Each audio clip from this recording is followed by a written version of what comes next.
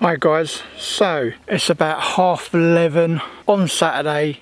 We arrived in France safely in the old fishmobile without any problems, but now we got that age-old problem of who's going on what side. So Connor's doing his look around and look around and look around. We've got to get set up.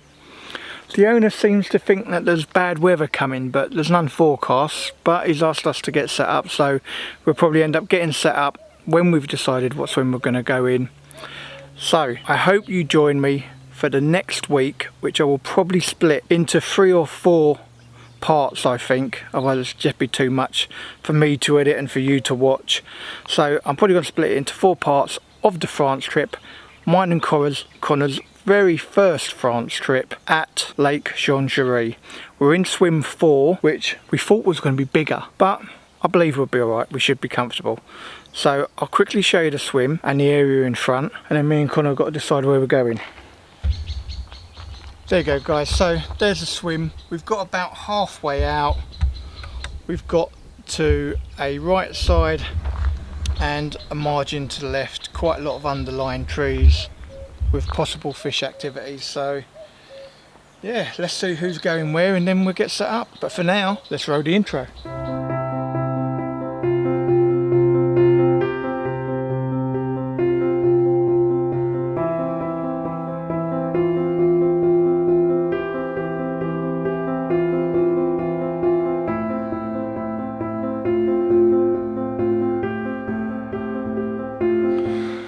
Morning guys. So, welcome to what is effectively probably day 2 of my carp fishing trip with Connor. So firstly, apologise for no updates yesterday. Essentially what happened was, so Friday you kind of leave about 11 o'clock, I think we left for Dover. You get to Dover, you get on the ferry at 3 o'clock, can't sleep. Well, I didn't sleep on the ferry. Probably got my eyes shut for about half hour maybe if I was lucky. Then you get here and then you got 3.5 hour drive as such. Then you're in the roasting heat setting up all day, and I was just too knackered to do any filming or anything yesterday. I really was guys, so apologies for that. But so now it is 6 o'clock the following morning, so Sunday morning, our first full day here, and weather's slightly changing. It's meant to be raining later today, and then probably every day for the rest of the week, which obviously isn't what I was hoping for, but maybe it will liven the fish up a bit. Hasn't been much coming out lately here because they've been spawning, so it's been a bit tough for the last few weeks, and obviously the temperatures are still quite up. Also guys, sorry, I'm going to apologise if at any point you see this eye looking really weird. I think with the stress of the van and all the rest of it, lack of sleep and everything that's been going on, I'm just stressed out, or have been stressed out. I've got a sty and eye at the minute, so that's been pretty irritating as well. Obviously I've had the odd mozzie bite already from where I'm outside. Inside the bivvy I'm great because I've got the solar undercover tackle 2-man bivvy with an inner capsule, so I've got mesh all the way around me. So inside here, great. So I'll probably end up doing a fair bit of filming in here maybe, save myself the odd bite or 2. So we did put the rods out last night. I'll show you where they were. So didn't have anything off of them spots last night, so today will be the day to get out the bait boat with the deeper, have a proper investigation, find some proper spots and actually do some real fishing today rather than kind of pub chucking them out and just hoping. There were signs of fish, to be fair, even in the bay closest to me, so bay right in front of me on the right hand side of the swim. There are signs of fish, not absolutely certain they're carp, but there's certainly fish. And I'll show you a little picture. I did actually have 2 takes last night, but they were both tench. So what I put out last night was essentially my robin red with a good handful, my plum kriller with a good handful, and then on a third spot I went, as advised by someone who's been to this lake before, I went for a purpley pop-up maize, and I put that over party mix that I bought from here. Sure enough, that's the one that's gone off twice, like within an hour of each other really, probably even maybe 45 minutes, so it's gone off twice. But both times it's just been tench. Connor's rods are constantly bleeping with the sensitivity, and little line bites. There's loads of small little frying fish and all the rest, and you can see that they're sort of going at the tip of the rod and all that sort of thing. So nothing yet. I haven't heard anything else from the rest of the lake. So main thing is I need a coffee. I'm absolutely shattered, guys, so I need a coffee. I need to wake up for a bit, maybe even have some breakfast, stop touching this eye because it's irritating the life out of me, and hopefully we can bring you some really good stuff. I'm going to try and get the drone up later, guys, before it rains, so I should better show you a nice bit of footage of what it's like here. It is beautiful, it is really nice. The owner Mark's a really nice guy. I met him yesterday, gave us some good advice. Give an update later. Okay guys, so whilst I'm away in France, I thought it would give me the perfect opportunity to give you a bit of a comparison test between the 5200 milliamp battery that you get with your bait boat from ND2 and the 1400 milliamp battery that you could buy from ALTECHNOLOGIES. So I needed somewhere where I was going to be able to use them both within the same sort of time span, within the same sort of distances. So I've kind of measured it out today, and my average distance is about 17.5 wraps. So I could figure out the only fair way of kind of doing this is if I can record the number of journeys I take and the amount of time from when I power the boat on, then we should kind of get a rough estimate of the usage of both of these batteries. So currently I've got battery 2 of my ND ALTECHNOLOGIES ones. This is battery 1, so the comparison is going to be between battery 1 and the 5200 milliamp from ND.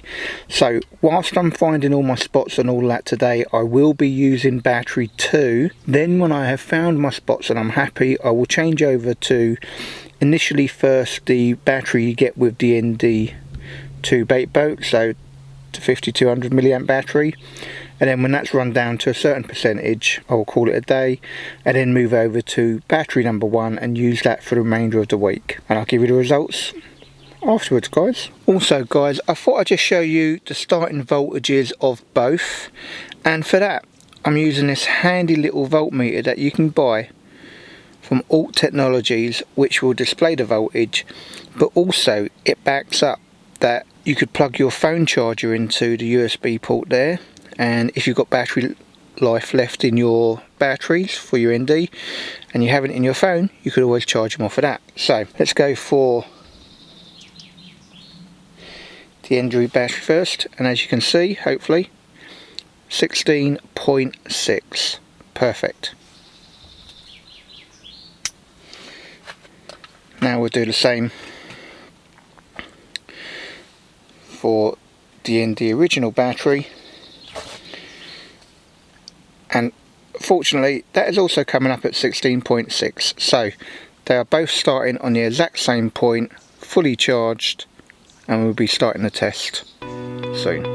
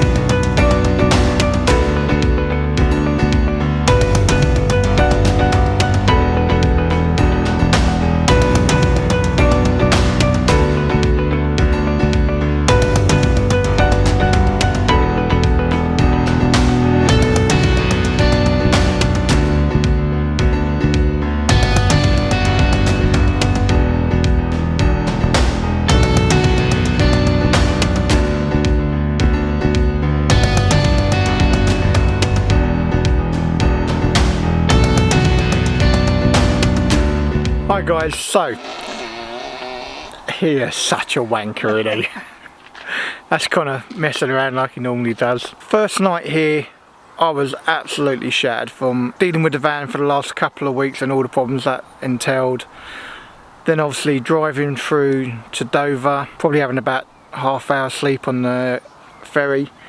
Then driving here, then setting up in the exhausting heat. So last night literally was a case of pub chucking the rigs out, letting them be. It did get me 2 bites, which were both tench yesterday. So this morning it's been a bit of an investigation with the bait boat to find the spots I'm going to show you now.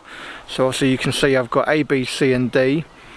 This evening I'm actually going to spots A, C and D. So I've missed out B for tonight. Spot A is my sweet reds with a little bit of spod mix and then a good handful and helping of my sweet reds. Spot C is actually just the purple maize, pop-up maize, which actually done me both of the tench bites yesterday with party blend mix in there. And spot D is the plum kriller with a good handful over that. So I've left them in all day, nothing's happened so far, but I'm not moving them. For the first proper night here, I'd like to see what happens through the night. So I've been reliably informed by someone who has been here before that really bite time is kind of like 5 o'clock onwards, 5 o'clock till sort of 10 o'clock, that's your main bite time here. So the rods are in, me and Connor are both hopeful. Connor's also had a tench today, so we're kind of hopeful we can get something for tonight. A carp for tonight, yeah. We don't want something, we want a carp for tonight. Fingers crossed I can bring you some more on that, but I just want to show you, if you've seen my solar 2-man bivvy review, I just want to show you one little thing. And funny enough, I did have a couple suggestions from guys that have watched the video, do like the bivvy, and I've got to tell you the bivvy is excellent, really good.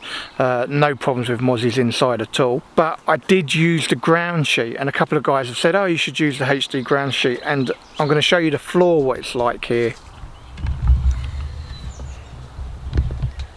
So the floor here is hard stones. So I have, although you'll see my mat there, you should see that I have used the ground sheet as well. So I've got the ground sheet in there, and then I've got the inner on top of that. Okay guys, obviously I haven't actually shown you where my water is. So all the swims here are double swims, even though in swim 4 it's not exactly big, and me and Connor did struggle with both of our 2-mans. He's got a Tempest 200, which is absolutely huge, very wide, lovely, super height on it, and obviously I've got the solar undercover 2-man bivvy. So we had a bit of struggles trying to fit them in traditionally, so we've kind of gone at an X shape, if you like. So our rods are on the opposite side of our bivvy, but it works quite well because it then means you're kind of looking at your water at a very nice angle. So it's actually a really good idea, so that's been helpful. So I'm technically on the right hand side of our swim, so this is my right hand side margin, you can see now. And also I'm not sure it will come out on the camera, but there are power lines above us. If I go over to the other side, you might be able to catch a glimpse of where they go to. Probably not because I ain't got the zoom lens on, but my kind of swim is divided by the power line, so I'm not quite all the way to the margin over here, but close enough. And to be fair, the guy from the other side can't fish the far margin there, so I would be fishing it anyway. So over there, and so my first rod, which I would have shown you, is spot A, is just a little bit off that tip. So then I've got pretty much, if you go 3/4 of the way out, that's probably up to my water. We do not have to the far bank, which is a bit of a shame because we've actually seen a couple bosh out over there, and the far bank belongs to the swim all the way over there, which makes no sense, but that's what we've been told. So it's a little bit upsetting that we can't go over to that far bank, and I think maybe at some point we might take a little walk over to swim number 2 and ask them, because they're not fishing it, so we might take a little trip over to them and ask them, can we fish their far bank. That's probably going to be something we do tomorrow. I think I'm set for tonight, happy with the spots I found. I did actually find a bit of a hole, which is spot A, so I am quite hopeful on that, and I've got my sweet reds on that, so I'm very hopeful. So fingers crossed we can get something tonight, and we'll bring that to you guys.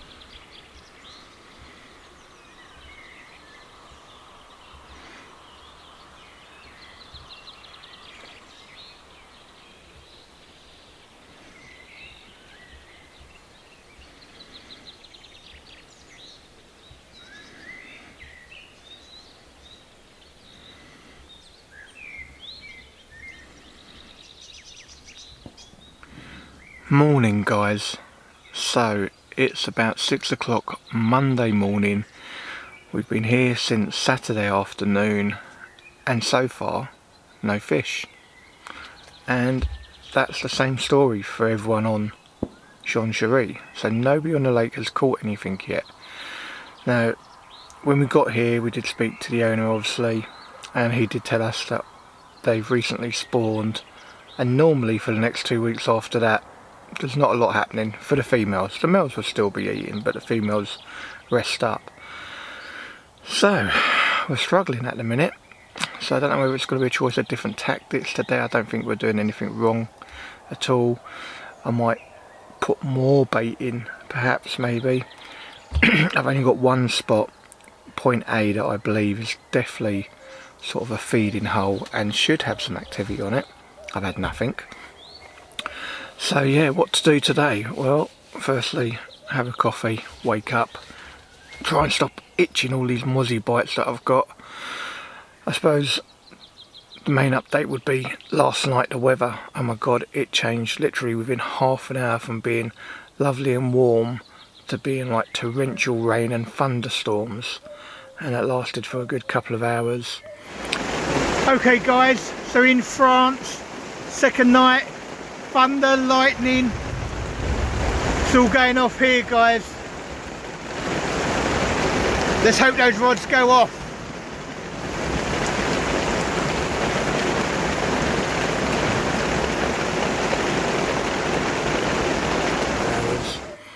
And even this morning, a little earlier, probably about 5 o'clock onwards, you could still hear claps of thunder in the distance, so it's still quite bad.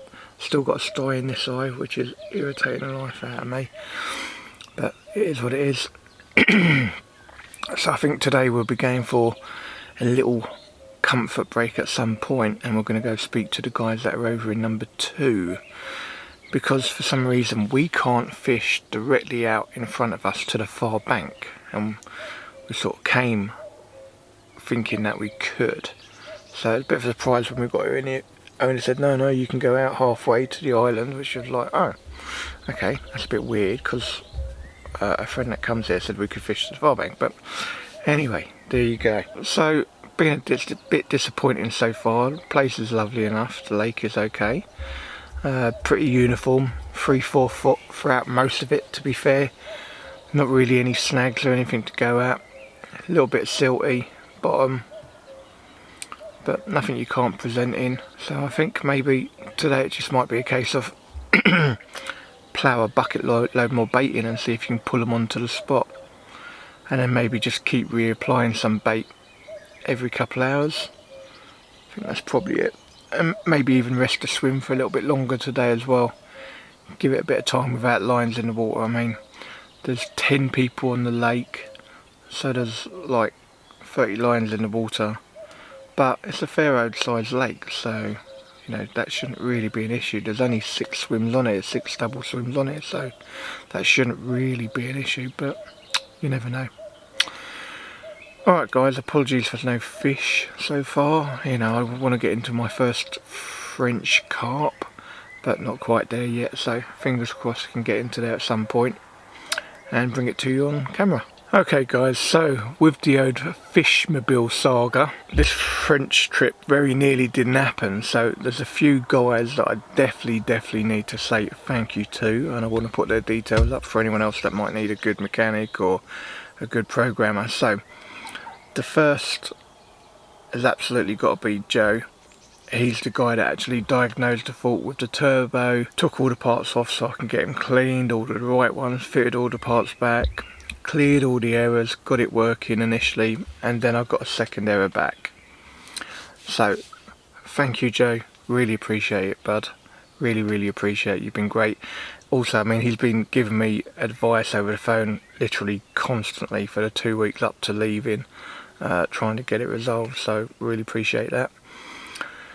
The next guy is Derek, who's another absolutely excellent mechanic that I met up at Mousehole Lakes. So thank you Derek, really appreciate what you did for me. Unfortunately it didn't work because my van was obviously just being an absolute pain in the arse, to be fair. And lastly, Saleem from Custom Tuning. Saleem, thank you buddy, friend for life now. He's the guy that came and remapped my van, helped me get rid of the errors, solved another couple of little issues I had, and came out on the same day when I desperately needed it. So, you know, I was leaving on late Friday and he came on the Monday and resolved all the issues, and touch wood, it was a lovely drive, hitting no problems whatsoever with regards to the van, so absolutely great, good stuff. So to all three of you, Joe, Derek and Saleem, thank you guys, I really do appreciate it. This trip wouldn't have been possible without you. Okay guys, so just a bit of an update with regards to the battery comparison test I'm doing. So I'm going to, whilst I'm on the long fringe trip, doing a week-long trip, I'm going to be testing ND Tackle's standard 5200 milliamp battery in comparison to the ALTECHNOLOGIES 1400 milliamp battery. So I did a load of driving around, investigations and all on my second ALTECHNOLOGIES battery, then took that out, put in the new direction 5200 milliamp battery. I did 3 trips so far, averaging about 17.5 wraps out, and had the boat on for a total of 23 minutes. But I'm going to keep a running total, run that down to a certain percentage, or when it gives me the warning, so you know how much you can get out of it. And then I'll be changing over to the ND bait boat battery, and I'll be putting battery number 1 in there and probably using that for the remainder of the week, I think. Obviously if I start picking up fish, I'll start using it a lot more, which is obviously what I'm hoping for. But for now, that's the update with regards to the battery comparison test.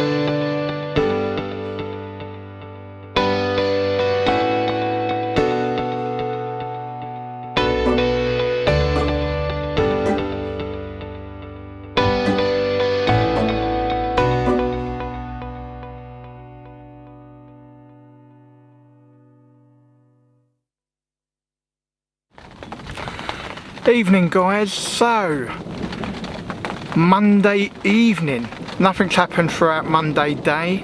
We took a comfort break in the afternoon, went down to the shops, got some supplies. I spoke to the guys in swim 2 to see if they were okay with us using their far margin, and it just so happens the guy in swim 2, his bait boat isn't going past 60 yards or whatever, so he can't go to the spots further along his margin, which means me and Connor could, and he's okay for us to do that, so happy days. Now if we want to fish the far margin, we can. So Connor used my sonar extender and all to get the deeper all the way over, which is about 165 meters I believe. Found some spots with the sonar and the bait boat, marked them all up, put 3 rods over there. I went and had a shower, come back. In that time we've seen a number of shoals within the middle part of the lake. So as we kind of work as a bit of a team, Connor's got the far margin. Apologise about the thunder, it's the reason we're in here, it's absolutely peeing it down. I got soaked putting the rods out. Thunder and lightning again tonight. I'm going to show you a little bit in a minute, but for now let me cover this part. So Connor's got his 3 rods on the far margin, happy days. I've decided to come sort of that middle third of the lake, if you like, or the middle third of our half of the lake. So I haven't gone past the halfway point at all, I've kept it within our middle third. We spoke to another angler who literally comes here 5-6 times a year, fished this swim many times with untold fish coming out. The numbers he's had out of here is just ridiculous, and he normally fishes literally, instead of the halfway point, halfway to his halfway point. So that's roughly what I've done all rods tonight. I've gone for spots A, C and D, and I'll show you them now on the picture of the ND. And spot A is my sweet red boilie. It's got a tiny little corn hair stop, because what I've been finding when I've been bringing the rods in, the bait's gone on all three, apart from the plastic corn. The bait's gone on all of them, so I think they're getting nibbled at. What we didn't know is this place is a roach and tench fish farm, so there's oodles of them, so they're probably pecking at the bait. So use that as a topper. That's point A. I've skipped point B, jumped to point C, and that's the purple pop-up maize. That's got a load of spod mix over it, but also a handful of my sweet red boilies. Lightning. Jump into point D. That's where I've got sweet red again with a little corn boilie stop, again with a good handful of my sweet reds. And that's the plan. I feel a lot more confident tonight. It's slightly cooler. Obviously it's raining at the minute. It's still very light outside, but it's raining. It's nothing like the rain last night. Last night was torrential, guys. It really was hammering it down. It was like, this is crazy, because half an hour earlier it was really lovely and warm. You won't get most of it, guys, because it doesn't look too bad from here, but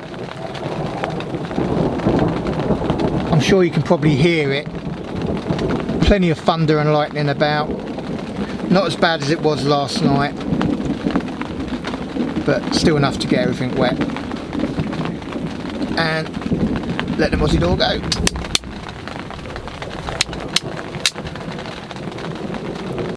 But yeah, so I think tactics we've got now is Connor's gone far margin, I've gone mid channel if you like. We'll see who picks up bites and then adjust accordingly tomorrow. Fingers crossed one of us pick up something. It's been really hard going. I believe there has been 2 or 3 fish out on the whole lake, but most of us are blanking. But yeah, I think there's 2 different swims that have produced fish, so we've got to catch up with them. Fingers crossed, guys. Hopefully be able to bring some fish soon. Morning, guys. So your morning update. Well, France is definitely proving harder than I expected. Firstly, the weather is absolutely crazy. You've got generally beautiful sunshine throughout the day, roasting hot, and then it gets to early evening and you just got these heavy rain showers and thunderstorms that come in. So the weather is pretty crazy. Now in the UK, when you get kind of rain like that, I've normally found that it's good for my fishing. You know, I'm happy to go out and it's raining. But here it doesn't seem to have had any effect, or certainly not for me or Connor. So there has been, I think, 3 fish out. Bear in mind, we've all come onto the lake from Saturday. It's now Tuesday, and I think there's been 3 fish out. I mean, that's not a lot. So it's definitely not a good week here in France.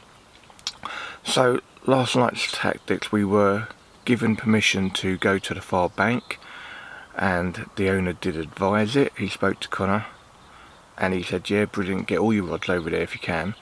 So Connor had all of his rods over there last night, and unfortunately nothing's happened. I stuck with the mid-channel options within my water, and nothing's happened for me either. So I've got 2 options today.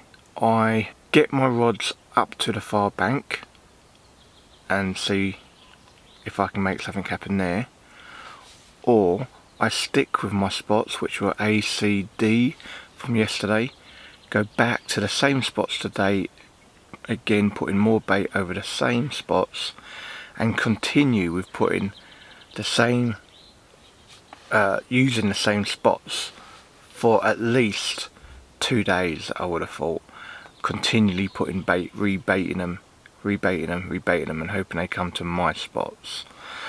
So that's probably the other option. Or I could put 1 or 2 rods out to the far margin and pull one back to where they were last night. I don't know, I've got a bit of thinking to do, but France is definitely, certainly working out harder than I hoped it would be. I was hoping I'd be bringing you guys loads of fish, PBs left, right and centre for me and Connor. None of that's been happening. It's literally been really, really hard. The weather, it's not been terrible to deal with. It has been hot during the day.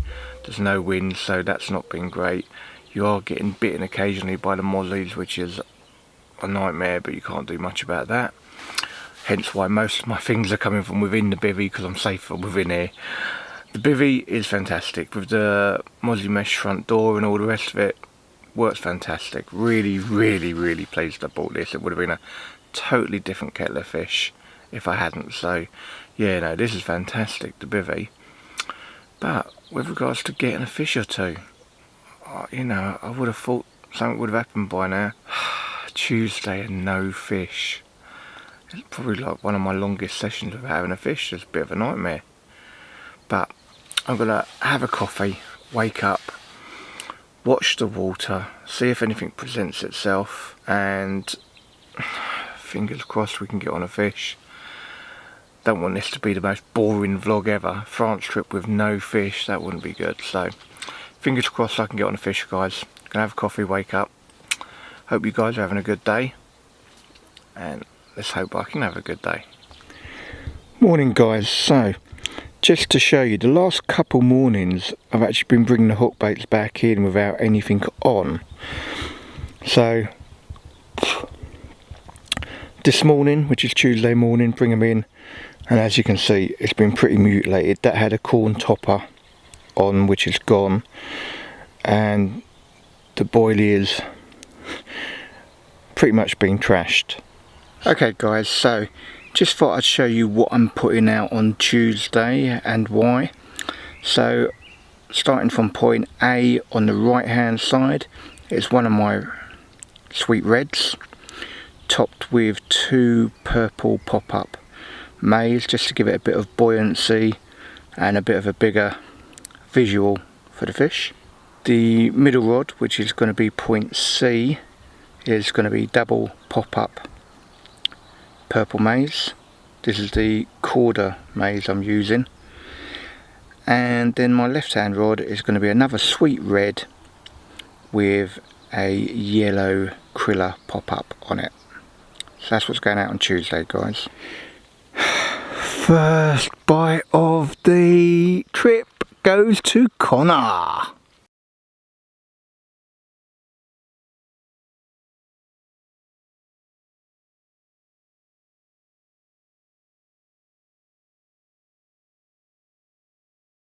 Looking like it's been a hard 15 minutes for Connor.